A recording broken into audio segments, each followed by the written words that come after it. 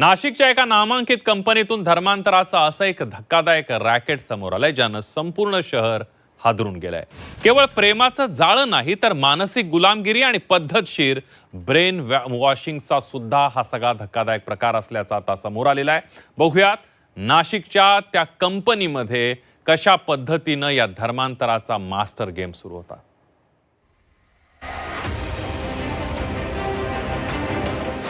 नाशिक मधील company धर्मांतराचा master game. Nashik धर्मांतर प्रकरणात हादरवणारी माहिती समोर। द नाशिक स्टोरी, धर्मांतराच्या मोडस ऑपरेंडीचा पर्दाफाश। नाशिक मधील एका नामांकित मल्टीनॅशनल कंपनीत धर्मांतराचा अतिशय पद्धतशीरपणे रॅकेट सुरू होता। या कंपनीत नोकरीसाठी येणाऱ्या तरुणींना काही तरुण त्यांच्या जाळ्यात ओढायचे। धर्मांतरासाठी तरुणींवर दबाव टाकला जात असल्याचंही SITच्या तपासातून समोर आलं। या प्रकरणात पोलिसांनी दानिश शेख, तौसिफ अत्तार, निदा खान सह 6 जणांना अटक केली। कंपनीमध्ये नोकरीसाठी आलेल्या तरुणींच्या अर्जांची चाचपणी केली जायची। तरुणींबाबतची अधिकची माहिती गोळा केली जायची। तरुणींबद्दल सखोल माहिती मिळाल्यानंतर हळूहळू त्यांचं ब्रेन वॉश केलं जायचं। या प्रकरणात तरुणच नव्हे तर विशिष्ट धर्माच्या तरुणी देखील होत्या। तुला हा पोशाख छान दिसेल, एकदा ट्राय करून बघ असं सांगत हिंदू तरुणींना मानसिकदृष्ट्या तयार करायचे। अशाच प्रकारे कंपनीतील एका तरुणीला आता अटकेत असलेल्या आरोपींनी जाळ्यात ओढलं। दरम्यान यानंतर तरुणीच्या वर्तणुकीत मोठा बदल झाल्याचं पाहायला मिळालं। गेल्या 1 वर्षापासून तरुणीनं लिपस्टिक लावणं बंद केलं होतं। सलग 2 वर्ष तरुणीनं महिनाभर रोजा ठेवला होता।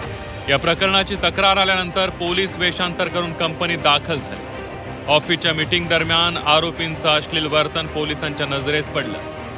40 पेक्षा जास्त CCTVची तपासणी केली, तसंच ठोस पुरावे जमा करून आरोपींना अटक केली आहे। नाशिकच्या इतर कंपन्यांमध्ये देखील अशाच प्रकारे धर्मांतराचं रॅकेट सक्रिय असू शकतं अशी शंका गिरीश महाजन यांनी व्यक्त केली आहे। तसंच पीडित तरुणींनी समोर येऊन तक्रार करावी असं आवाहन महाजन यांनी केलं। या प्रकरणात चौकशीनंतर दोषींवर कठोरात कठोर कारवाई करण्याचं आश्वासन गृहराज्यमंत्री योगेश कदम यांनी दिलंय। माझ्याकडे त्याची आता माहिती उपलब्ध नाही, परंतु नक्कीच या संपूर्ण प्रकरणाची सखोल चौकशी होईल आणि जे कोणी दोषी असतील त्यांच्यावरती कारवाई होईल। मला वाटतं पुढच्या काळामध्ये सुद्धा अजून काही लोक यामध्ये निष्पन्न होतील आणि मी तर CPंना बोललेलो आहे, त्यांना म्हणालेलो आहे, मुख्यमंत्री महोदयांनी सुद्धा सूचना दिलेल्या आहेत की आजूबाजूला काही कंपन्या आहेत त्या ठिकाणी अशा प्रकारची शक्यता आहे आणि म्हणून मला वाटतं तिथेही चौकशी करावी। अन्यथा जे पीडित असेल त्यांनी पुढे यावं, त्यांचं नाव गुप्त ठेवण्यात येईल। त्यांनी सुद्धा पुढे जर तक्रार केली तर मला वाटतं या संदर्भामध्ये अतिशय गांभीर्याने हा विषय घेऊन जे दोषी आहेत त्यांच्यावर अतिशय कठोर कारवाई, ते कठोर म्हणजे या पुढच्या काळामध्ये अशी कोणी हिंमत करणार नाही अशी कारवाई त्यांच्यावर केली जाईल। दरम्यान ज्या कंपनीमध्ये हा सर्व प्रकार घडलाय त्या कंपनीसमोर भाजप युवा मोर्चानं आंदोलन केलंय।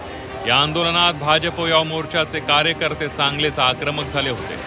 आरोपींवर कठोर कारवाईची मागणी यावेळेला भाजप युवा मोर्चाकडून करण्यात आली आहे। आता कॉर्पोरेट ज्यात आमची सरकारकडे एकच मागणी आहे का ह्या ज्या नीच प्रवृत्तीचे हे जे लोक आहे यांच्यावर मकोका अंतर्गत कारवाई करण्यात आली पाहिजे, कारण की इथून पुढं हा कॉर्पोरेट जिहाद हा निस्तनाबूतच झाला पाहिजे अशी आमची मागणी आहे।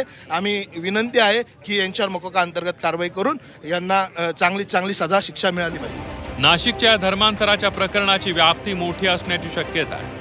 सुशिक्षित मुलींना टार्गेट करून त्यांचं आयुष्य उद्ध्वस्त करणाऱ्या टोळीचे धागेदोरे नेमके कुठेपर्यंत आहेत याचा तपास आता नाशिक पोलिसांकडून सुरू आहे। योगेश खरेसह सागर गायकवाड, झी 24 तास, नाशिक।